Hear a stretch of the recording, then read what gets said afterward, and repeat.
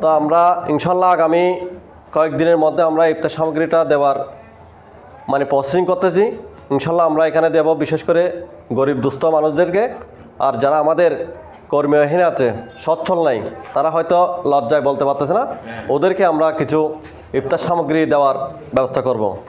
তো আমরা এটা আমাদের নেতা যিনি রহিম মামা আছে ওনাকে বলবো, উনি আমাদের নেতা, সকলের নেতা SM ফারুক ভাইকে বলবে, উনি ওই অনুযায়ী উনি যেভাবে সিদ্ধান্ত দেবে আমরা ওই সিদ্ধান্ত মোতাবেক কাজ করবো ইনশাল্লাহ।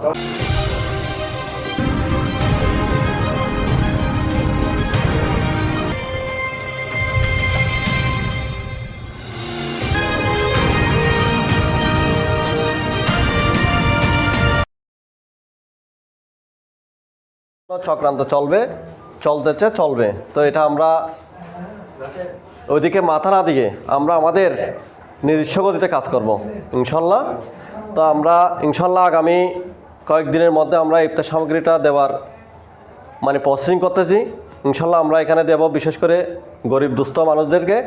আর যারা আমাদের কর্মীহীন আছে, সচ্ছল নাই, তারা হয়তো লজ্জায় বলতে পারতেছে না, ওদেরকে আমরা কিছু ইফতার সামগ্রী দেওয়ার ব্যবস্থা করব। তা আমরা এটা আমাদের নেতা যিনি রহিম মামা আছে ওনাকে বলবো, উনি আমাদের নেতা, সকলের নেতা SM ফারুক ভাইকে বলবে, উনি ওই অনুযায়ী উনি যেভাবে সিদ্ধান্ত দেবে আমরা ওই সিদ্ধান্ত মোতাবেক কাজ করবো ইনশাল্লাহ। এই বলে আমরা আজকের মতো এখানে অনুষ্ঠান সমাপ্তি করছি।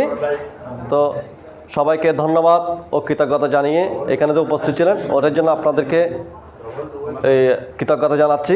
আপনারা যে এত কষ্ট করে এখানে এসে উপস্থিত হয়েছেন, তা আমাদেরকে মূল্যবান সময় দিয়েছেন, তার জন্য আমরা দুঃখ প্রকাশ করছি, ঋণী হচ্ছি। আপনারা সকলে দোয়া করবেন, আমরা একত্রিত হয়ে কাঁধে কাঁধ মিলিয়ে সবাই একসাথে কাজ করব, এটাও অঙ্গীকারবদ্ধ রেখে আমার বক্তব্য এখানে শেষ করলাম। আসসালামু আলাইকুম। সবাই এখানে উপস্থিত থাকেন। আমরা সামান্য চা নাস্তার আয়োজন করছি, এগুলা এই খাওয়া পান করে আপনারা এখান থেকে যাবেন। আসসালামু আলাইকুম।